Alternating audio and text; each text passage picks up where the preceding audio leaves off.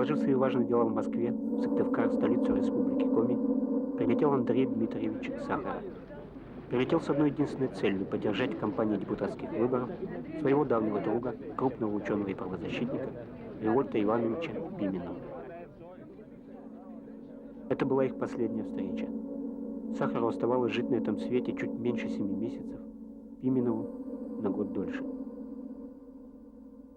Вообще я хотел быть, когда вот я учился в 9-10 классе, я хотел стать историком, и это мечта моей жизни — быть историком. Но к 10 классу я осознал, что быть историком в Советском Союзе в то время, это 48-й год, это невозможная вещь. Нужно врать все время, а я хочу себе на жизнь зарабатывать честно, не враньем.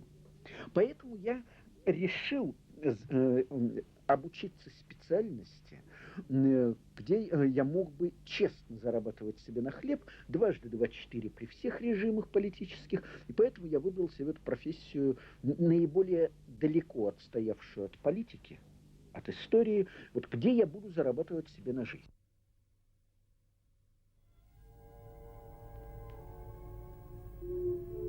Так уж случилось, что читать азбуку маленький Револьт научился в Магадане, куда во второй половине 30-х годов приехала на жительство семья Пименова. Первое слово на букву «З», которое он твердо усвоил на новом месте, было слово «заключенный», а первой поговоркой такая: в Магадане живут бывшие заключенные, настоящие заключенные и будущие заключенные. Школу Револьт кончал уже в Ленинграде. Режим дня был такой: с 6 утра самостоятельное изучение иностранных языков, затем занятия в школе с преподаванием сталинского краткого курса и гениального учения Лысенко. После домашнее чтение. Кропоткин, Ницше. Стенограммы августовской сессии Восхнил 1948 года. Скоро он понял, что пришло время самого главного в жизни выбора. Либо, подобно другим прозревшим, молчать и учиться искусству двоемыслия, либо просто оставаться самим собой, со всеми вытекающими отсюда последствиями. В 1949 году студент второго курса математико-механического факультета Ленинградского университета Револьт Пименов подал заявление о выходе из комсомола. Поступок по тем временам безумный для нормального советского человека предопределил соответствующую реакцию режима. Насильственное помещение в психиатрическую больницу с диагнозом шизофрения. Мой поступок, уход из комсомола, был поступком одиночки. Он не имел на самом деле никаких социальных или политических последствий, но имел последствия нравственные. Одиночки спасали свою бессмертную душу. Период, отделяющий нас от 19-го съезда партии, год 1956, 20-й съезд партии. 25-летний Пименов воспринял знаменитый доклад Хрущева как призыв к действию. Он пишет и распространяет среди друзей и знакомых послесловие к докладу, в котором призывает к пробуждению гражданских чувств и настаивает на ответственности каждого за все, что происходит в стране.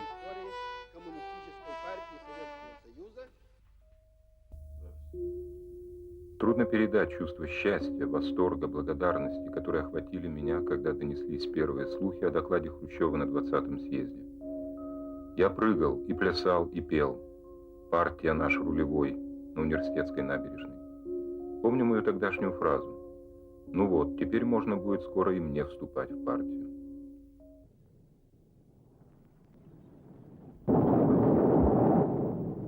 Отрезвление пришло быстро и страшно. Надежды Пименова и его друзей на возможность построения на родине конституционно-коммунистической модели управления обществом были раздавлены гусеницами советских танков на улицах Будапешта. В то время мне рассказывали, или я читал в польских газетах, что венгерские женщины с детьми бросались под советские танки. Свою деятельность я воспринимал как такой бросок под танк. Конечно, он не остановится, но и я не имею права остаться в живых, пропустив его. Пришло время, когда за свободу надо драться теми средствами, какие у тебя есть. Умеешь говорить — дерись словом. Есть пишущая машинка — дерись пишущей машинкой. Но нужно драться, фактически драться. Пименов, о котором к тому времени успело сложиться мнение как о талантливом математике, оставляет в сторону занятия наукой. Он пишет и рассылает в десятках экземпляров письмо протеста депутатам Верховного Совета СССР. настаивая на немедленном выводе советских войск из Венгрии. Ответ, да и тот советовал внимательно читать газету «Правда», пришел лишь от академика Бакулева. Многие другие, в том числе и академик Курчатов, переправили послание Пименова в Комитет государственной безопасности. Вспоминает Виктор Шейнис, автор неофициально ходившей по Ленинграду рукописной работы «Правда о Венгрии», написанной на основе тезисов Пименова. Ныне известный ученый, политический деятель. Револьт был последовательным демократом. В своей политической позиции, в своей научной позиции он выступал с демократических позиций, это совершенно безусловно.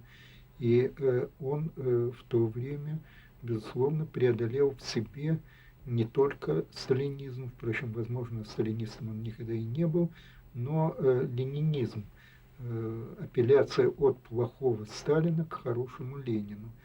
Это было свойственно многим в то время, у Револьта этого не было. В небольшой рукописной работе «Судьбы русской революции» Револьт, в общем, произвел достаточно основательный расчет с большевизмом, как политическим течением, прежде всего по причине его глубокой безнравственности. В конце 50-х тех немногих, кто отстаивал свое право жить с открытыми глазами и не молчать, называли не правозащитниками, не диссидентами, а политическими или революционерами. По сути же это было движение свободомыслящих за восстановление правды в собственной стране.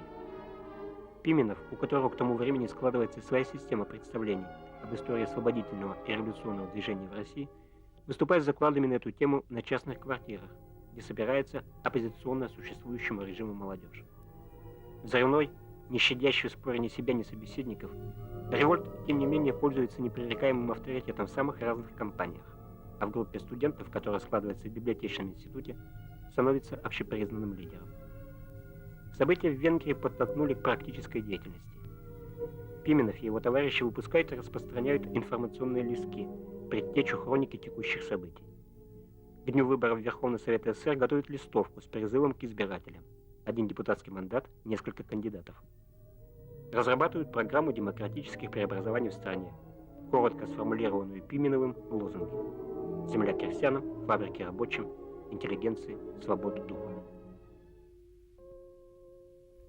Приподнятое, натянутое как струна, трагически жертвенное мироощущение практически вылилось в ожидании немедленного ареста.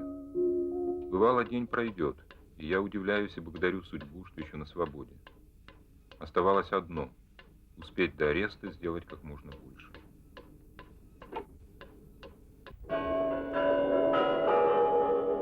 За ним пришли 25 марта 1957-го.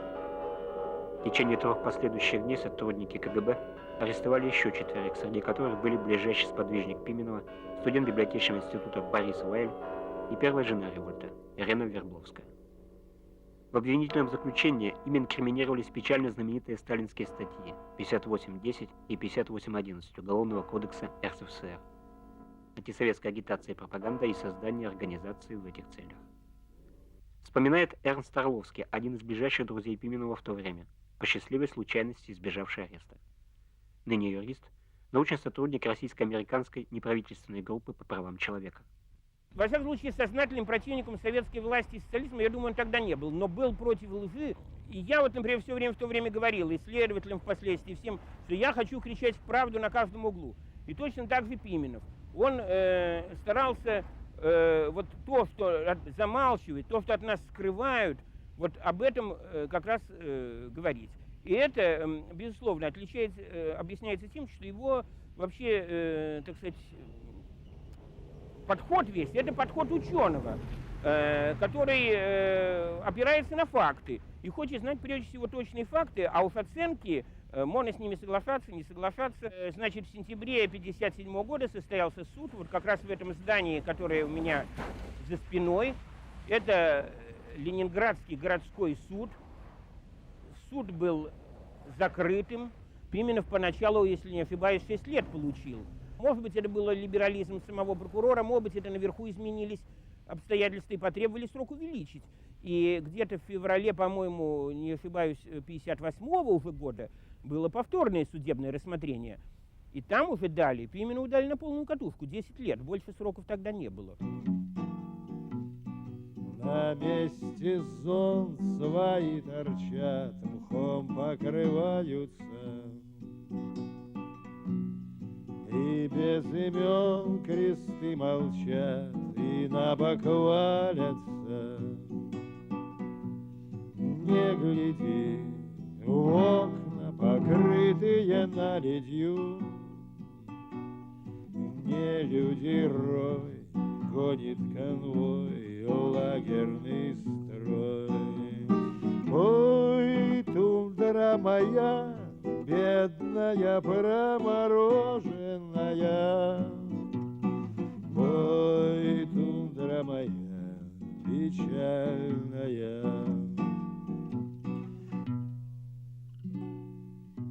Свои языковские университеты Пименов начинал на шахте в Заполярной Воркуте.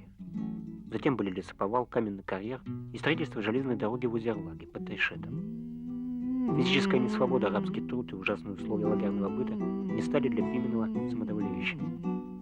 В зоне внешней с вооруженными охранниками на вышках он противопоставил свою внутреннюю зону, пронизанную током высокого интеллектуального напряжения.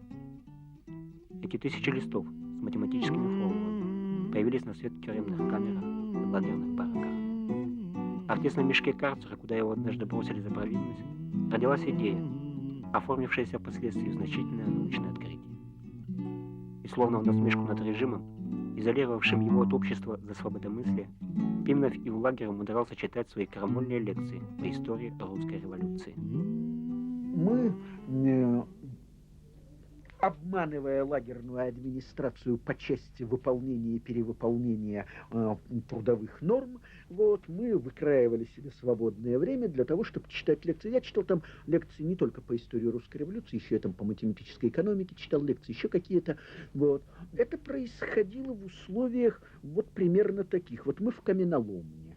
Каменоломня – это большие такие канавы, большие канавы. И рядом с канавами нагромождение камней. Стенка выкладывается, стенка, там, скажем, 2 на 3 или что-то в этом роде, так, значит, выкладывается стенка. Поэтому наблюдать достаточно трудно. Кроме того, технологический процесс предусматривает, в частности, нагревание камня на костре с последующим обливанием его холодной водой, чтобы он растрескался. Поэтому, когда камень греется на костре, все, так сказать, нормально сидят. Поэтому эта попка на вышке, он, когда видит, что люди сидят, он не очень, так сказать, встревожен, наверное, камень греют так. Я говорю,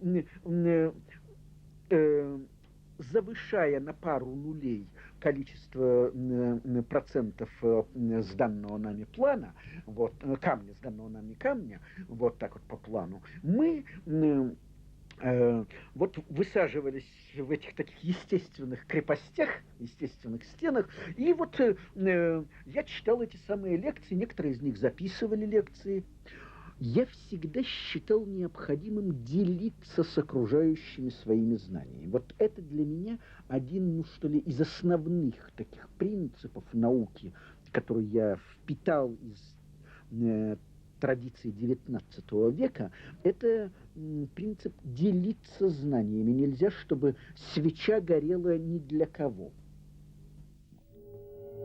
Стараниями друзей о научных достижениях заключенного Пименова становится известно президенту Академии наук СССР Мстиславу Келдышу. Келдыш, Твардовский, поддержанные целым рядом крупных ученых, добиваются того, что в 1962 году Пименова переводят в знаменитый Владимирский Централ, а еще через год досрочно освобождают. Револьт возвращается в Ленинград. В 1965 он защищает кандидатскую, а еще через 4 года докторскую диссертацию. К концу 60-х вокруг Пименова начинает складываться серьезная математическая школа. Вадим Медведев, известный деятель перестроечного политбюро ЦК КПСС, а тогда в конце 60-х партийный чиновник, отвечающий за науку, сказал Пименову, вызвав его для воспитательной беседы: «Если бы мы могли рассечь вас надвое и сохранить вашу научную половину, уничтожив общественную, то давно бы это сделали».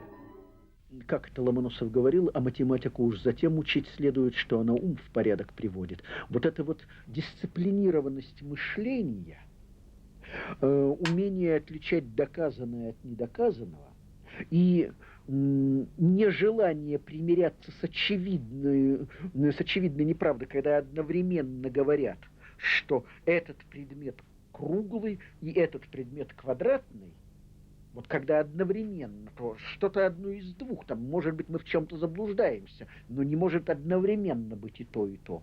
Вот это вот, эти вот такие, требования чистого разума, чистой логической науки, это то, что, в каком-то смысле близко и мне, и Андрею Дмитриевичу Сахарову. Вот это нас объединяло тоже, нежелание мириться с ложью. Между тем, Револьт, интенсивно работая в математике, в то же время пишет исторические, историосовские, политологические исследования, каждый из которых преступно с точки зрения правящего режима. А его автобиографическая повесть «История одного политического процесса» и блестящее публицистическое эссе «Как я искал шпиона Рейли», разоблачающее одну из самых громких исторических фальсификаций ЧК времен Дзержинского, становятся бестселлерами самиздата. Ведь самое главное в нашей истории заключается в чем?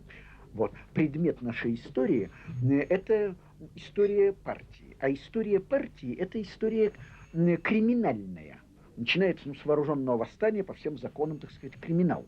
Вот так, история криминальная. И эту криминальную историю надлежит расследовать методами, опять-таки, криминального романа, детективного романа, методами Агаты Кристи и Жоржа Сименона. Вот я как раз внес в историографическую науку вот эту струю использования методов сыщика, детектива, который раскрывает преступление. В конце концов, происходит то, что рано или поздно должно было произойти.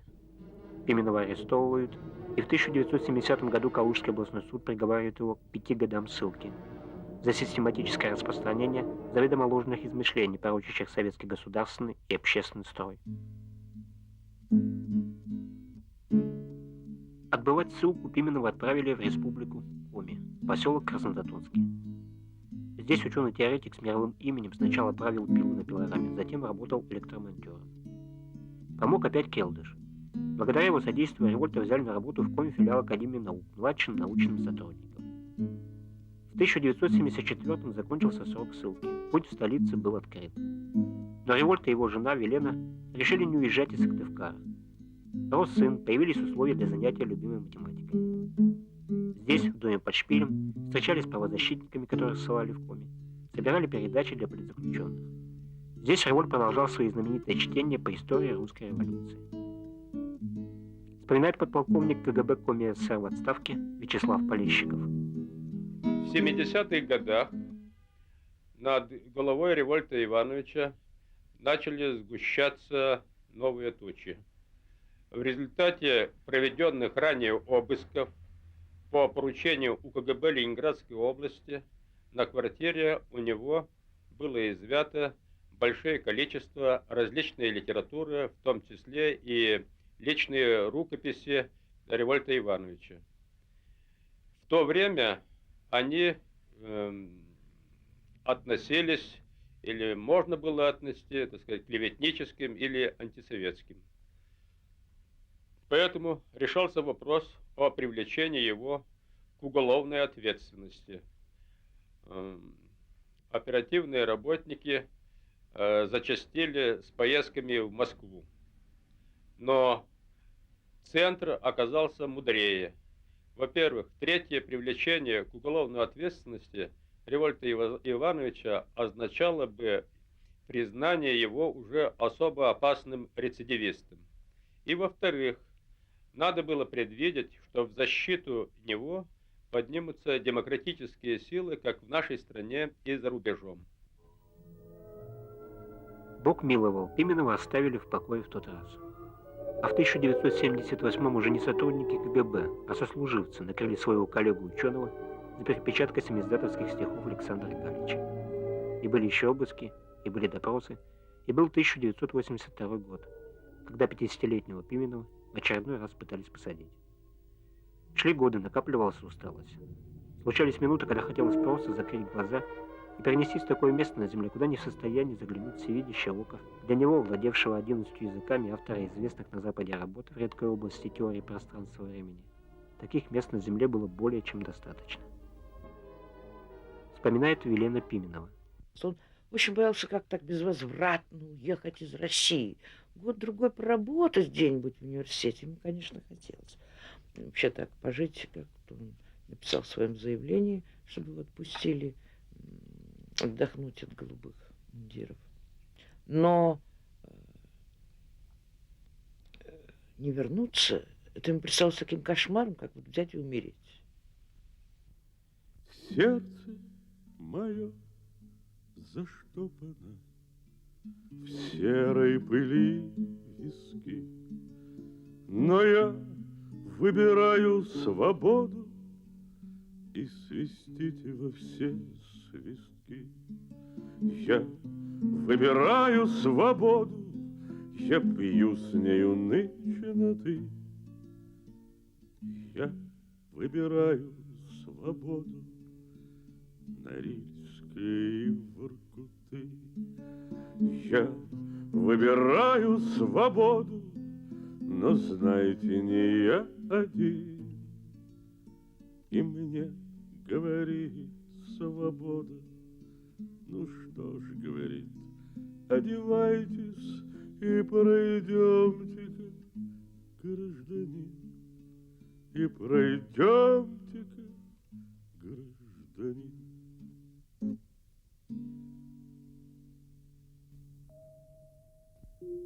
Я смотрю на происходящее в стране с позиции свободомыслящего. Свободомыслящие – это не политическая партия с единой программой или идеологией.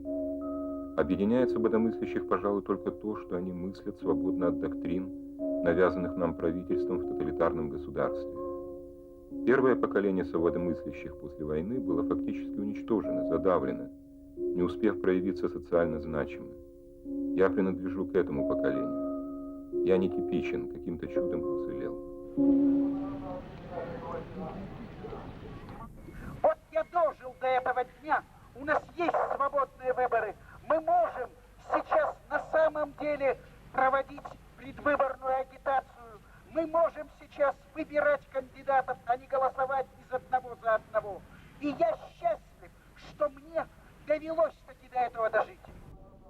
В конце 1988 года проснувшаяся от летаргического сна общественность предложила Пименову, как и немногим другим, дожившим, несломленным и не покинувшим родину свободомыслящим, баллотироваться на первых в истории страны демократических выборов. Пименов такое согласие дал. Свободное стремление к властвованию, он исходил из английского принципа понимания власти как ответственности перед управляемым. Ты больше всех критиковал, ну что ж, теперь попробуй сам. Кто-то будет сраму, если не справишься, и тебе придется уйти.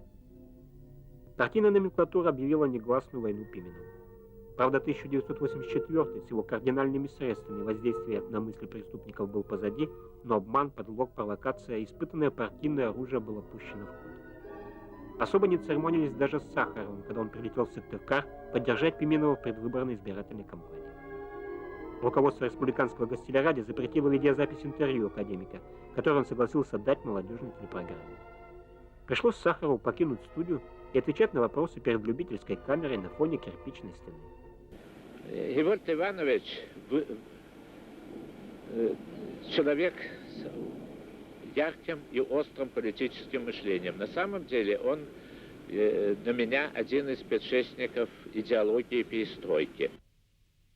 Литературный герой романа Оруэлла 1984 сделал такую запись в своем дневнике. «Свобода – это возможность сказать, что дважды два – 4. Если дозволено это, все остальное отсюда следует». Пименов призывал к здравому смыслу в условиях полной несвободы и оставался невостребован. Когда же общество наконец научилось читать до 4 и захотело знать больше, вдруг обнаружилась потрясающая недостача в учителях, с нравственным авторитетом Сахарова, Ковалева, Пименова.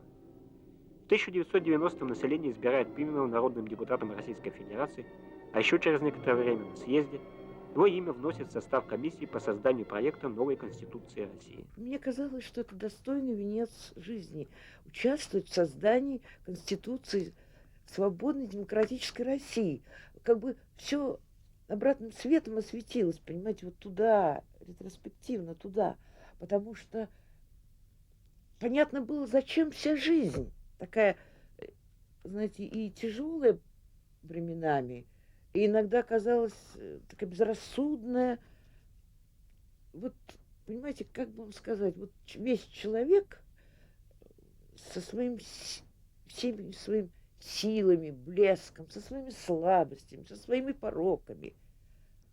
Вот человек, понимаете, пишет Конституцию. Он прожил много разных жизней вот за это время, как будто Бог его вел вот к этому. Мы все еще мыслим на манер вольноотпущенников, которым господин подарил свободу. Свобода понимается нами как ничем не ограниченная воля. Поэтому, когда я предлагаю назвать, например, раздел Конституции РСФСР «Права и обязанности граждан», большинство вычеркивают словцо «обязанности», создавая перекос в сторону безбрежных прав. Я же думаю, что обязанность человека, гениально сформулированная 2 тысячелетия назад, «не делай другому того, чего не хочешь себе», должна быть отражена в Конституции. Вот почему в качестве одного из принципов будущей Конституции я и предлагал двустороннюю формулировку «Граждане РСФСР свободны и ответственны», но ее не приняли. Револьт Иванович Пименов ушел из нашей жизни 19 декабря 1990 года. Мы, скорее всего, придем к какому-то своеобразному устройству нашего общества. Никакого механического перенесения заимствованных из других стран схем общественного устройства я не предвижу. Дух нашего прошлого, и не только 70-летнего, но и тысячелетнего, не отлетел от России. Все зависит от людей, от населения, от нас с вами. И все-таки я, рискуя прослыть, шутом, дураком, паяцем, и ночью, и днем твержу об одном. Не надо, люди, бояться.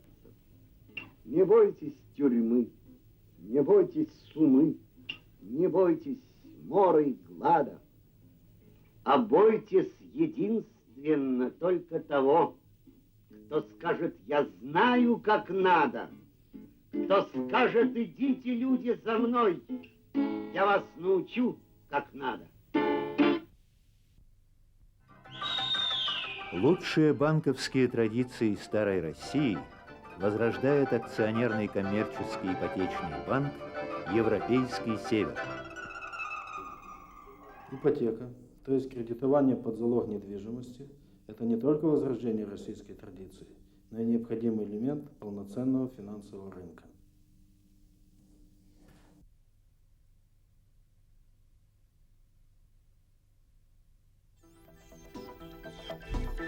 Акционерный коммерческий Комибанк – один из крупнейших кредитно-финансовых институтов России. Акции Комибанка – ваша защита от инфляции.